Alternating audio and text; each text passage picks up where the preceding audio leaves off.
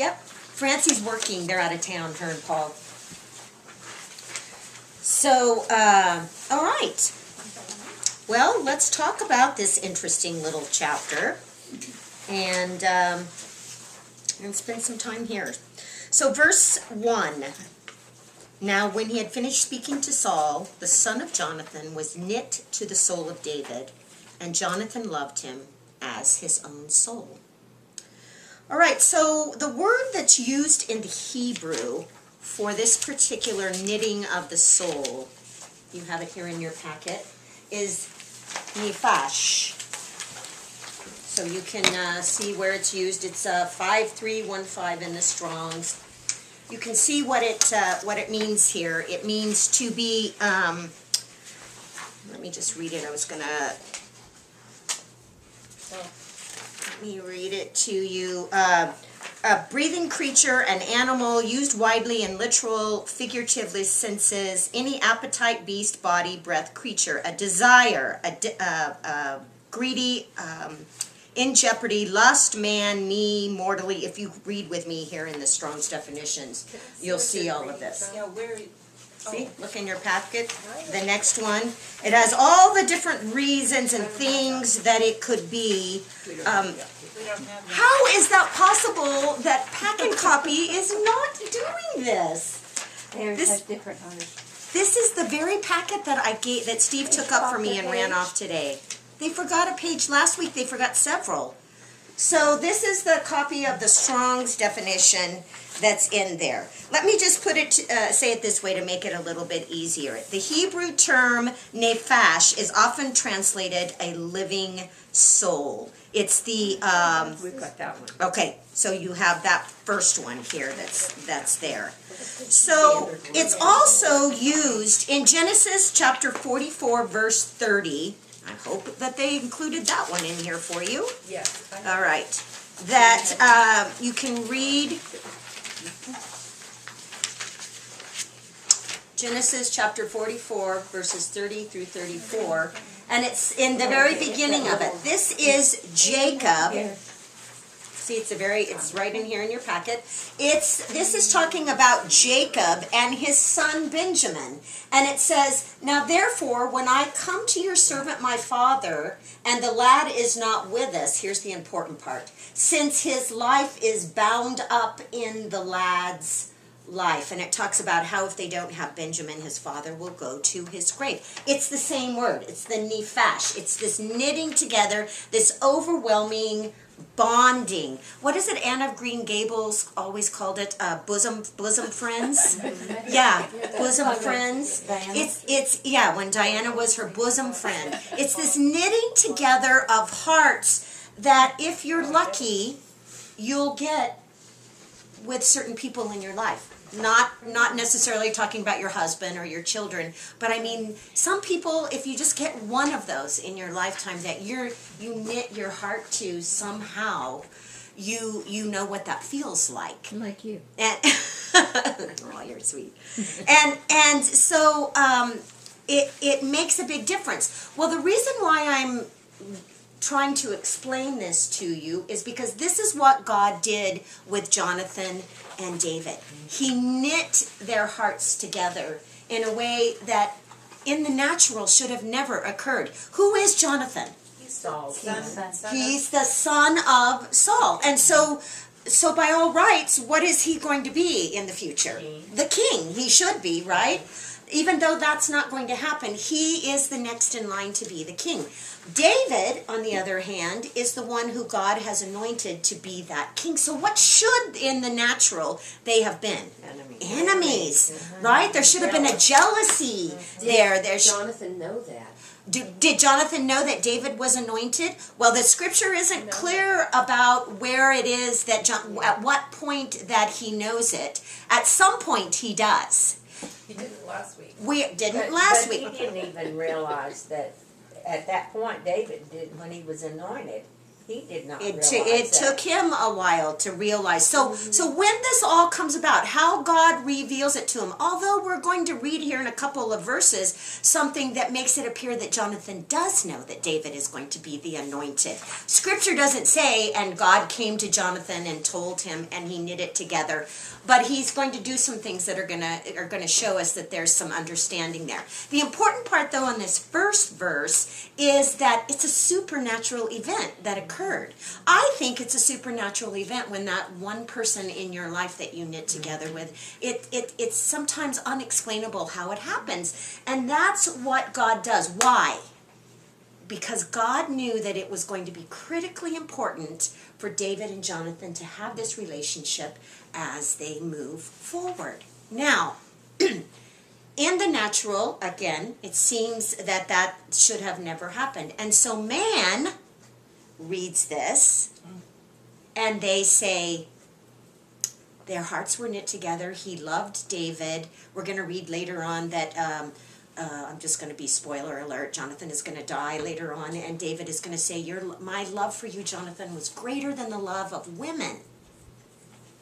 Because of that knitting together, that heart pact that they had. And so what does man do with this? But they turn it into a homosexual relationship.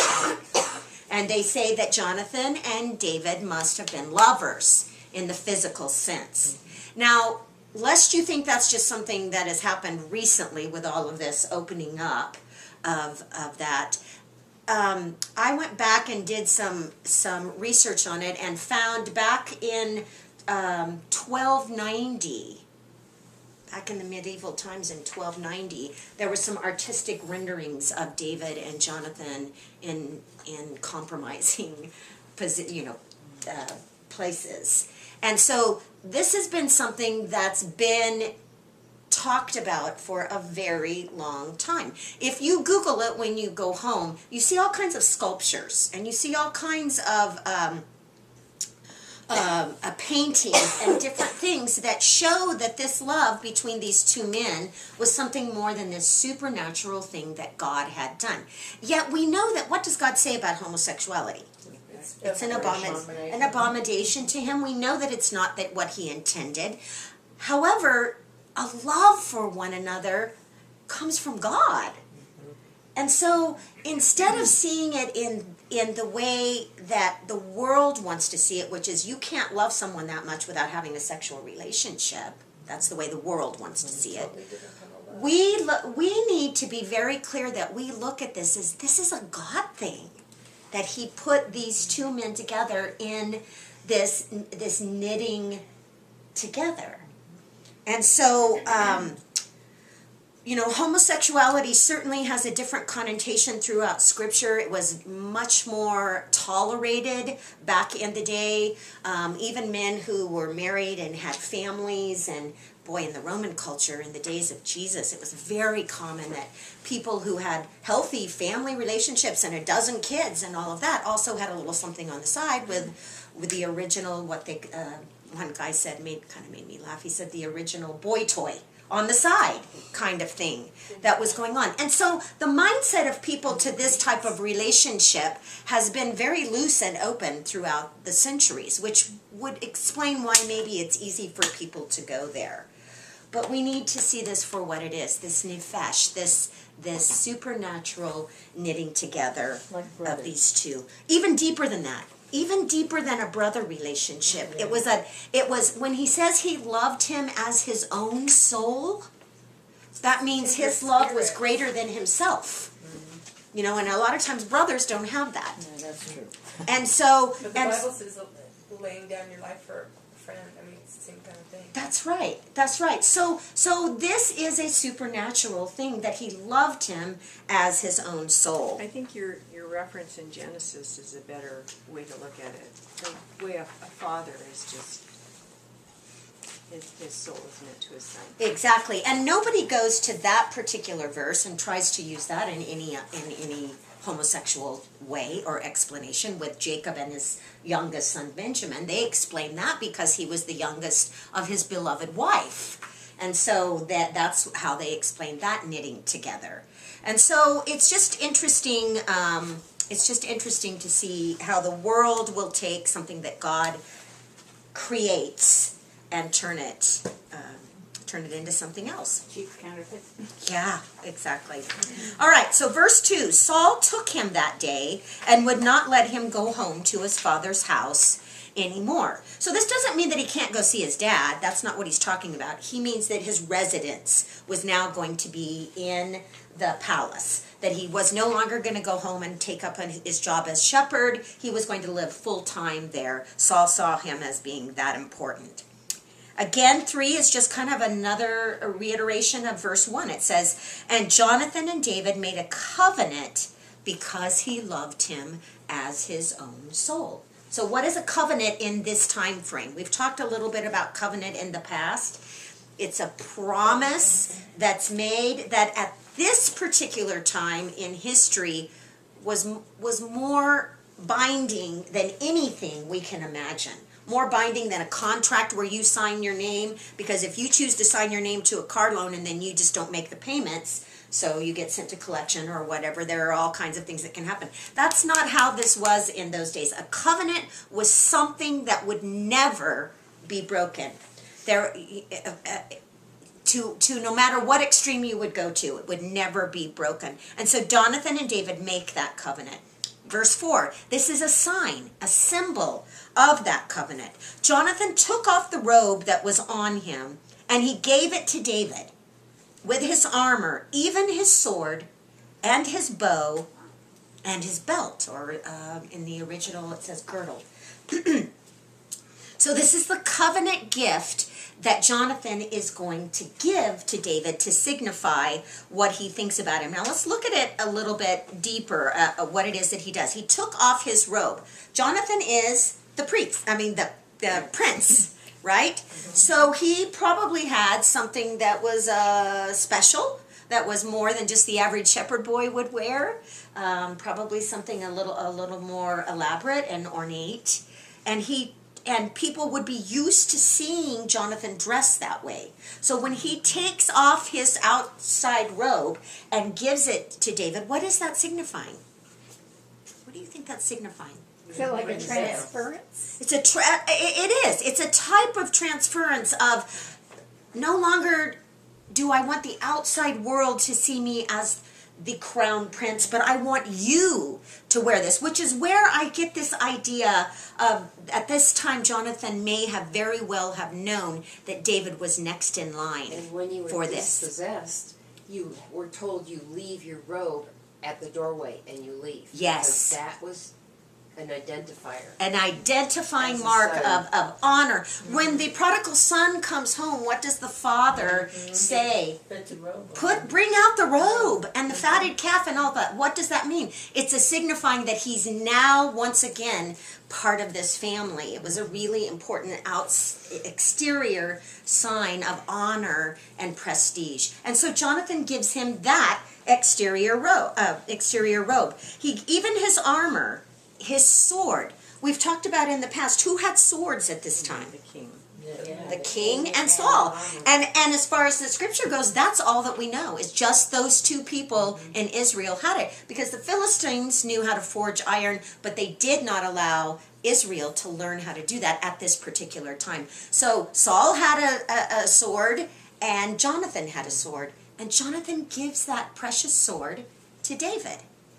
Well, this is the type of Jesus and us, right? Jesus took off his robe that was on him and gave it to us with his armor, even the sword and the bow in his belt. We could, Sorry. yeah. No, I'm not saying that that's. I'm not Yeah, saying that this- we can't look at it that way. Also, sure. Even his bow and his belt. Later on, chapter 21, we're going to find out that Jonathan's bow was extremely precious. It appears that he was even better with a bow than he was with a sword. And we know that he went up and did a lot of damage with a sword. But it says that his bow in chapter 21, how did it say it? Never failed to hit the mark. And so he was an excellent marksman, and I'm sure that he had a bow that was specially made for him of the finest materials. It was very precious to him. He gives him that, and then it talks about his belt or his girdle. And this would have been something specially made out of leather that he would have kept all of these precious items. So when you take that all as a package gift that he gives to him, what does that say? He gave him protection, He gave him protection. and he gave it away from himself. He took the very things that protected his life and limb, And give it to him. And That he brought- gave him the best of everything he had. the best of everything that he had, and he handed it over to David as part of this covenant of the knitting together of their souls. Now, we are going to find out as we move along later on down the road that David leaves this sword. He doesn't take it with him. He is going to go back and look for Goliath's sword at a time later on when he's deciding that he needs a sword. And so he does leave that there. But I'm sure that it was a very precious item that he kept, that he treasured of Jonathan's, all of this that Jonathan gave to him. I thought he took Goliath's sword with him. He put it in his tent, Yeah. but it's going to end up somewhere else. Oh. It's going to get moved When around. he kills all these Philistines, can't he also take some of their swords? He could, but he goes and looks for the sword of Goliath Yeah. later. But So he probably could. get an And arsenal. he could gain an arsenal by killing all of the Philistines and taking what they have. Absolutely, he Giving could do them to that. his men and Yeah, running them. no. Yeah, he took their foreskins. You would think he Yeah, would take yeah. He can have just about anything he wants at that point, right? Okay, so moving right along. So David went out and wherever Saul sent him, and he behaved wisely. And Saul set him over the men of war, and he was accepted in the sight of all of the people, and also in the sight of Saul's servants. All right, this is where we're going to see some jealousy begin to really brew in Saul. Wherever Saul sends David, he apparently puts him into positions of authority over the army. Wherever he sends him, David does well. He goes out and he is able to accomplish every goal to the point where his reputation is now growing, and everyone thinks well of him. He was accepted in the sight of the people and also in the sight of Saul's servants. Why would that be important? Well, because we're not really very sure that Saul's servants thought a lot of Saul. Yeah. They had lost a lot of respect. Absolutely. And his behavior is going to create even further burdens down the road as they begin to see him totally come unhinged.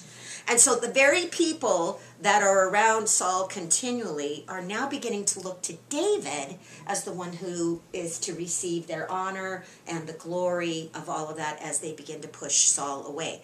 Now the interesting part of that is, for me anyway, is that David does gain all of that glory, but ultimately who's creating this? God. God, right? Orchestrating that. God is the one that knits Jonathan together with David. God is the one that provides this covenant. God is the one that creates success for David. Why? Because God is with David. The Spirit of God is with David, and he puts him into these positions where he is continually successful. Verse 6. Oh, sorry. I'm sorry, I'm just, the thought came across that, and because David was God's choice. Saul Right. was the people's choice. Absolutely. So Absolutely. That made a big difference. Absolutely. All right, verse 6. Now it had happened as they were coming home, when David was returning from the slaughter of the Philistine, that the women had come out of all the cities of Israel, singing and dancing to meet King Saul, with tambourines, with joy, and with musical instruments. So the women sang as they danced and said, Saul has slain his thousands, and David his 10,000s. Leave it to women to cook. Oh boy, stirring up a little bit of trouble, right? And so we don't know for sure. This is talking about David returning from the slaughter of the Philistine. It uses it in the singular in this translation. The two ways that if you look at the different translation is perhaps this is coming back from slaying Goliath, very likely, or perhaps it's one of the raids that's being talked about where he goes out and has great success and kills the Philistines. It doesn't matter so much except for that he's coming back from a successful military operation, and when he does that, the women are coming out and they're singing and dancing supposedly for King Saul, because that's what you do. He's slain 10,000 if it's only Goliath. Well, but he's coming back. Exactly. That's a good point too. That's a very good point. That so perhaps the use of the Philistine, it should be Philistines at that point. So the women sang as they danced and said, "See, Saul has slain his thousands and David his 10,000s." Is it good to slay your thousands? I mean, is that created? That's a measure of success, right? But then right after that, if they're going to compare him to David, Saul's down here. Once again, David's up here, right? Saul's not going to look favorably upon that. So what does that tell us about Saul that we already see a huge difference from? There was a time earlier on where we saw some humility in Saul. We saw him behave in some ways that were, some good ways. Those are being pushed away. But remember what happened. The Spirit of the Lord left Saul. And we're going to see him just progressively become more and more ungodly and unrighteous in his behavior because the Spirit of God has left him. So verse 8, then Saul was very angry, and the saying displeased him, and he said, "They have ascribed to David 10,000s, and to me they've ascribed only thousands. Now what more can he have but the kingdom?" So of course, David's going to want to come and overthrow me and take my kingdom because now everyone is just puffing him up and making him look very important. We know that this particular little song was very well known because, again, later on down the road in a few chapters from now, we're going to find out that the Philistines had heard about this song because they're going to say, well, didn't the women say that David had killed his thousands, although King Saul had only, or his tens of thousands, although Saul had only killed. So it's an important enough song that it permeated out and preceded David wherever it is that he went. So everyone knew about this. So in verse 9 it says, so Saul eyed David from that day forward. And what they're talking about there is that jealousy. The eye was a symbol of jealousy. It was a suspicion.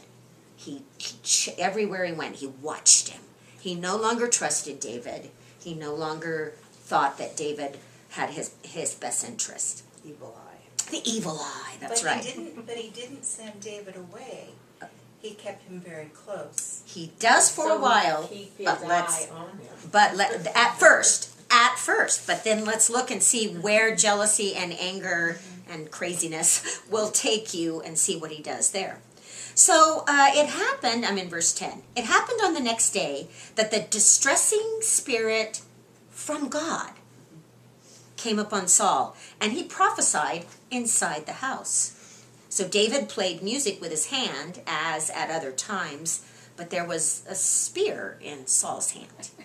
Okay, so that distressing spirit from God, that throws a lot of people because they don't understand how God could send a distressing spirit. Wouldn't that come from the enemy? It's even better in the NIV, an evil spirit. An evil It really spirit. did throw Yeah. Yeah, exactly. And so we talked about that a little bit earlier on, and we discussed the fact that God has complete and utter control over everything in every spirit world. We know from our other scriptures that we've discussed several times that the angels that fell, the fallen angels, God took and placed them in certain positions. There are some that are bound at the Euphrates River that are going to be released at the end time scenario.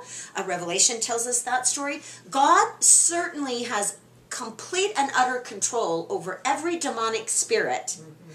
Again, it's that permissive will and directive will. Does God direct the spirits, or does God allow the spirits to do the work that he wants them to do? So this can come from God for the purpose that he has in mind. And the Spirit of God is no longer a covering over him. So these distressing spirits that come, Saul no longer has any willpower or desire to do what God would have him do. And so God is using that in a permissive way. And so when it says he prophesied inside the house, that's again another confusing thing. How do you prophesy with a distressing or evil spirit?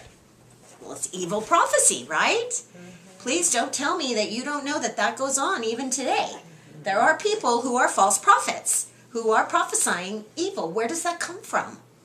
It doesn't come, well, it doesn't come from God. He was very clear to the prophets. He said, if I give a prophecy and one of my prophets tell you it's from me and it doesn't come true, what? Kill him. Because he's a false prophet.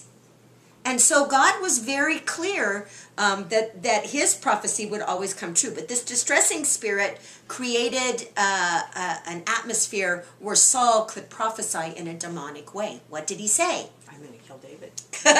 He certainly was thinking that, wasn't he? That's what he said. Yeah. And so we don't know exactly what that all included, but it certainly wasn't something that God wanted from him. And so David comes in. Remember, the background is that David would, when Saul would go into these rages, these fits, David would come in and play the instrument, and what would that do? Calm him. Somehow that was able to soothe Saul. And so David continues to do that. So while he's also an important military man, it appears that he is still waiting on Saul with this musical ministry that he has to soothe him. So David played the instrument as he had at other times, but there was a spear in Saul's hand. That's never good. And Saul cast the spear, for he said, I will pin David to the wall. But David escaped his presence twice. All right. So when it says, I will pin him to the wall, do you think he meant, I'll just get a shirt here and boy, I'll show him. I'll show him. Exactly, right? He'd like for that sword to go right through him and stick him to the wall. That's pretty extreme for someone who is soothing him with musical instrument. But what is amazing to me in this verse is it says, and David escaped him twice. Yeah. So that means the first time he threw and David ran, what did David do? He went back. He came back.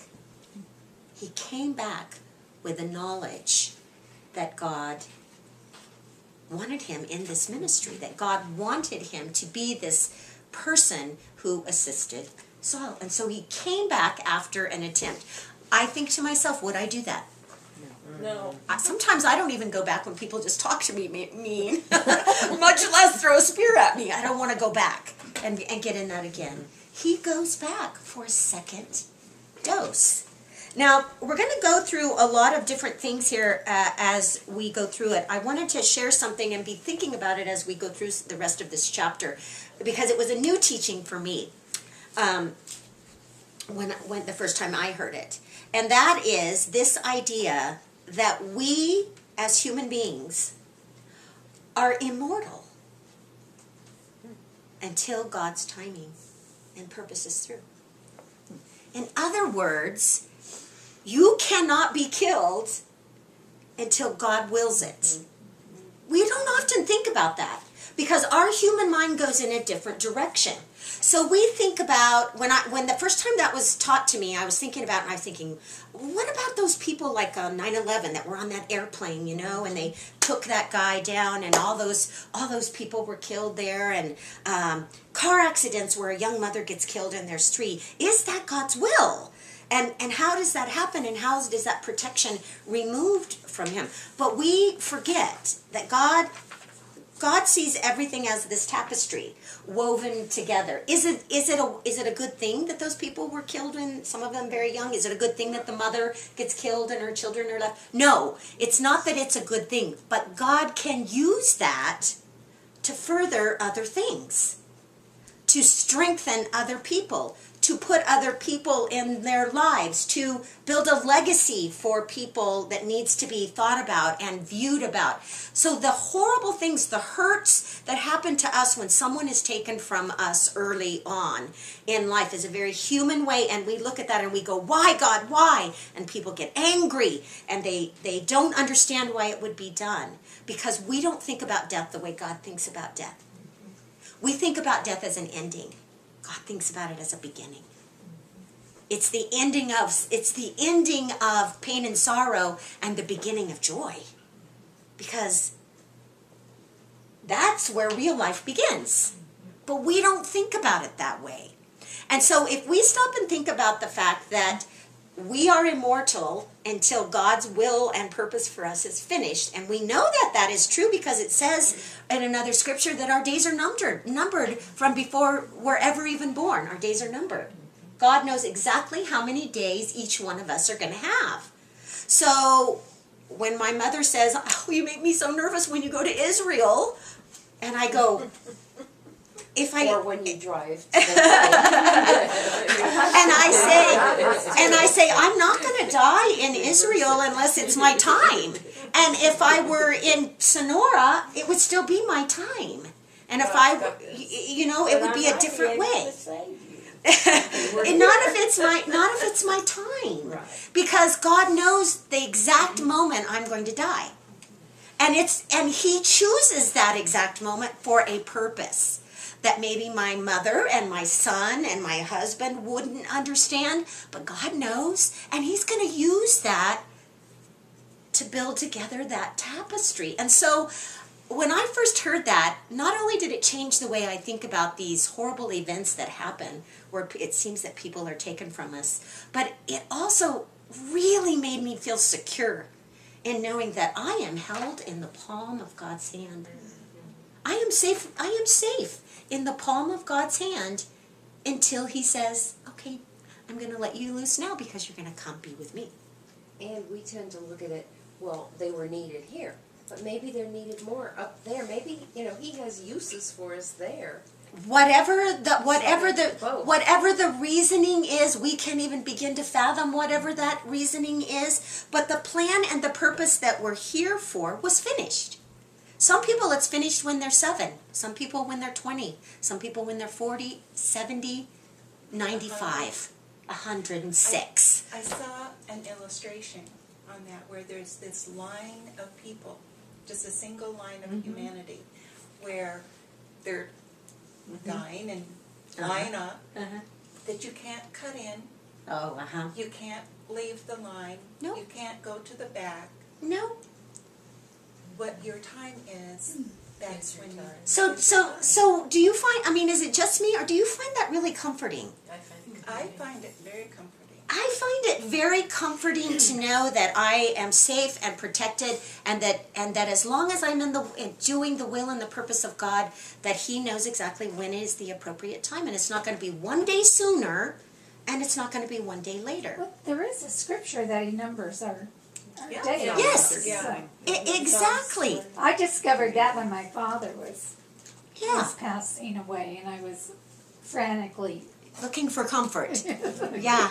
Yeah. Mrs. Peters, the wife of, I can't remember her first name, but she was Alva? cured of, Alva. She was cured of cancer, but she still died on the day she would have died of cancer. Isn't that Yeah, amazing? it was just still that same amount of time was what she was given. But she lived it healthy. Yeah, it is really amazing. I was watching this show on television, and it was about this guy who at 17, he got, at 15 he got a brain tumor, and they had to go through this horrible treatment, but he actually survives from this fungus that got into his brain, and it was a very weird thing that nobody should live from, but he lived. And so he lived for 2 years, and then he gets in a car accident, and he had what's called an internal decapitation. So did you see it on TV? So the inside of his neck detaches, his head detaches from his spine, and he lives through that against all odds. Wow. He lives through that. And then there was a couple of other different little things that weren't quite that dramatic, but that had happened to him. And he was alive and on the show and there. And they had strong faith, and God was using his testimony for things. And I'm thinking to myself, you cannot kill that man. You cannot kill that man until God decides that his testimony is done. That his purpose and plan for being here is done. An internal decapitation? Really? And you can, and he's going to survive from that? Decapitation. That's right. It is complete. Every So that's just pretty amazing to me. Yeah. So we're going to see David go through a lot of different things, but remember, God has a plan and a purpose for David. He's going to use him, and he had that plan and a purpose for David way back. Yeah. Way back when he told the children of Israel in Deuteronomy, he said, "Now you're going to have a king someday, and here's the way that it's going to be, and here's what's going to happen." Yes, well, way back from the very beginning. Way because back. The Messiah is going to come through him. That's so exactly right. Exactly right. It was the plan all along. That's exactly right. It was always that plan, and all these little threads that we read in the stories of Rahab and Ruth and all of that all feed right into this whole thing. And if you tie it all together, you know, it's a tapestry always looks a little like this from the outside, but then when you turn it over and you see the beauty of the rug, that's kind of how the story all plays out. So let's think about that as we go through some of this with David. So he escaped his presence twice. Now, verse 12. Saul was afraid of David because the Lord was with him, but it had departed from Saul. So Saul knows both of those things. Therefore Saul removed him from his presence. Here's where he's going to kick him out, because now he doesn't even want to be around him. And made him his captain over 1,000. And he went out and came in before the people. That's a military term. It means he went out to do battle and came back to do battle. And you'll see that used often in Samuel. He went out and came in before the people. And David behaved wisely in all of his ways, and the Lord was with him. Therefore, when Saul saw that he behaved very wisely, he was afraid of him. Again, tells us a lot about Saul, right? But all of Israel and Judah loved David because he went out and came in before them. So they love him. Why? He's a protector, defender. He's the guy. He killed Goliath. He took care of the Philistines. He's going out and coming in, and he's got all this success, killing his tens of thousands. He's the guy. He's the man. And so they love him because of that. And evidently, they didn't have that same respect for Saul. So then Saul says to David, "Here is my older daughter," and in the Hebrew it's pronounced Merav. "I will give her to you as a wife. Only be valiant for me and fight the Lord's battles." For Saul thought, "Let my hand not be against him, but let the hand of the Philistines be against him." Okay, there's a lot there. First of all, what was David supposed to get when he killed Goliath? The daughter. Did that ever happen up to now? No. So that promise never came through on that, did it? But here now he's saying, okay, now I am going to give you my daughter, but you know what? You're going to need to be valiant for me and fight the Lord's battles. Well, what had David been doing? Being valiant and fighting the Lord's battles. And how ironic do you find it that Saul says, fight the Lord's battles? How ironic is that? He knows in his head that these battles are the Lord's. He knows that the Spirit of the Lord is gone from him and it's on David. And I find that pretty nervy. That he says, and you're going to go out and fight the Lord's battles for me, David. Because he says, now, maybe I shouldn't kill him. I've tried a couple times. That didn't work. Let not my hand be against him, but let the hand of the Philistines. Because eventually, he's going to go out into battle, and they're going to get him. So he's really doing what? He's setting David up to fall in battle. Verse 18, so David says to Saul, "Who am I, and what is my life or my father's family in Israel, that I should be the son-in-law to the king?" Well, when he fought Goliath, he should have been the son-in-law to the king. That should have been coming to him. But in a very humble manner, David is saying, wow, who am I that I would get... I'm a shepherd boy. I'm a shepherd boy. The king's daughter would be mine. My father's family, we're a very humble people. There's nothing important about us. How would we get that? Also, when you... are given someone of importance, there's going to be the matter of a dowry that's going to need to be discussed. And so we can imagine, we don't know what it is, but we can imagine that a king's daughter is going to be pretty costly. And so a little shepherd boy that's going to be a lot for him. And so verse 19 tells us, but it happened at the time when Merab, Saul's daughter, should have been given to David, that she was given to Adriel, the Maholathite, as a wife. So what does Saul do? Reneges. Goes back on, he breaks the commitment that he gives to David. That had to be both embarrassing and humbling for David to have to experience that. Verse 20, now Michal, Saul's daughter, loved David. And they told Saul, and the thing pleased him. Why would that please him, considering how he feels about about David? It was something he could take away from him. It's a tool, right? It's a weapon that could be used against him. So Saul says, I will give her to him, that she may be a snare to him, and that the hand of the Philistines may be against him. Oh boy, I can just take care of it all, right? I can do all of this. Therefore Saul said to David a second time, you shall be my son-in-law today. So this is the second time that he's done that. That doesn't mean this is the second time he's the son-in-law, because the first one got given to someone else. And we're going to find out later on in the road that he's going to play tricks with Michal too. Well, maybe she's kind of makes you wonder if she wasn't, maybe she's not too fond, her dad's not too fond of her. Maybe she's rebellious. Oh, well, a daughter for the king was something to be used. Yeah. It was, oftentimes people gave their daughters to build, treaties and to make peace, and, it was something you could give that was of some value to give that. Because he said she was a snare. Well, so that she may be a snare to David. Uh-huh. So he's wanting to use her as a snare. And we're going to find out that that Michal is going to play some important roles in some of that. But keep in mind that she loved David.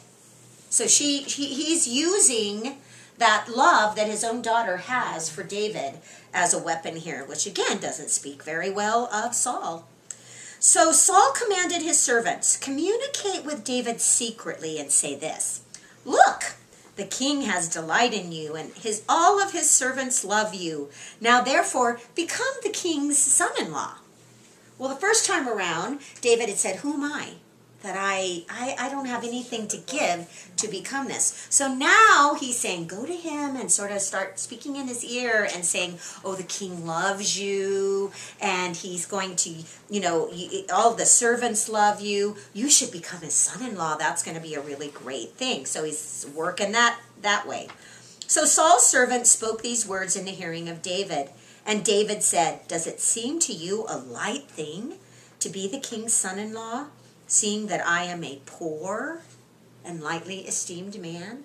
Once again, I have to believe that dowry issue is raising up in David's mind, because again, this is a king's daughter. They're costly. It's going to take a lot, and David nor his family have that type of wealth. Also, he's being very humble about himself. And the servants of Saul told him, saying, in this manner, David spoke. So they're reporting back to Saul what David is saying. And Saul said, thus you shall say to David, go and tell him this, the king does not desire any dowry, but 100 foreskins of the Philistines, to take vengeance of the king's enemies. But Saul thought to make David fall by the hand of the Philistines. So they were to go back now and say, oh, don't worry about the money, just because you're poor, and, don't worry about that, because really the king doesn't want anything. Oh, well, maybe 100 foreskins of the Philistines, but to make it appear as though David was just doing a light thing. But the true motive was that Saul thought to make David fall by the hand of the Philistines. Let's talk about this weird thing for a little bit. So 100 foreskins of the Philistines. Why would you think that would even be something that Saul would conjure up? They wouldn't want to give him up. They wouldn't want to give him up willingly. Yeah, are they dead or alive? The what? Other neighbors were all circumcised because they were relatives way back when. Okay. The Philistines were the only group that weren't So are you saying you're thinking David's circumcising them? No, Oh, I'm thinking okay. that proves you killed the Philistine and not an Amorite or Canaanite or, you know, you can't just go to any easy prey and kill them. You Okay. have to go to a Philistine. Okay. And if you're going to take a foreskin, are you going to have to kill the man? Yeah, you can't just knock him out, really, you know? They're going to fight for that. And so Saul knows that by taking that little memento, that he's going to literally have killed 100 Philistines. And they're going to fight like they've never fought before once they see what's being done. And so through that battle, what is Saul envisioning is going to happen to David? David's going to be killed. David's And he going doesn't have to do it. and he doesn't have to do it. So once again, he's setting David up for this death. But just as we spoke of earlier, is it David's time?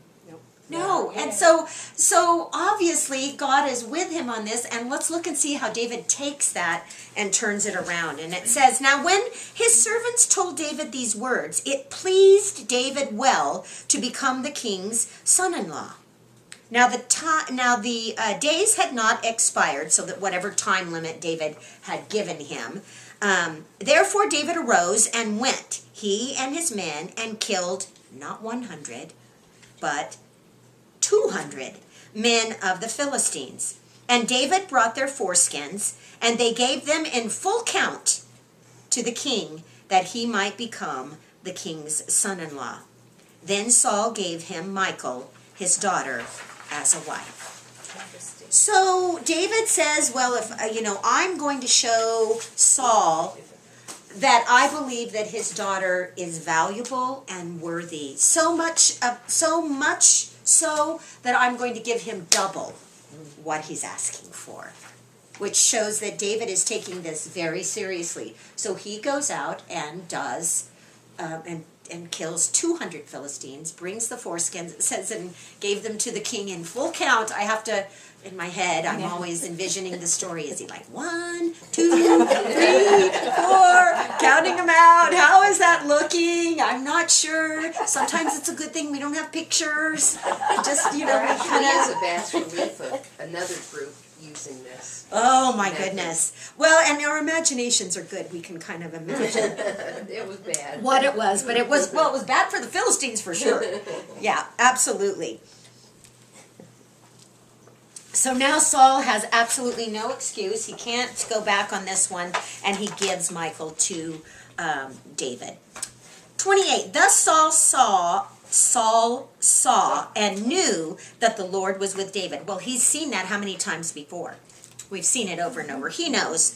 And that Michal, Saul's daughter, loved him. So in other words, he's thinking, well, now I don't even know if she's going to be any good to me.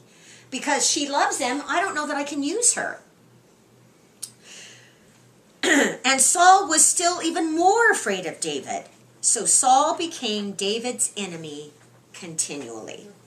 So Saul becomes David's enemy continually, but it's interesting, isn't it, that it doesn't say anything about David becoming Saul's enemy continually. So this is a very one-sided fight that's going on. David is simply, as we go forward from this, he is simply trying to keep Saul at bay. He's not going after Saul. Saul continually is going after him. And the princes of the Philistines went out to war. And so it was, whenever they went out, that David behaved more wisely than all the servants of Saul, so that his name was highly esteemed. And so this is just kind of a summary of David's successes. We're going to read about them in detail as we go through the next few chapters, but this is going to be just a summary of all of those. David was continually successful in all that he did. All right. You can go ahead and turn it off if you want. That's the ending of that. I did want to also just mention to you that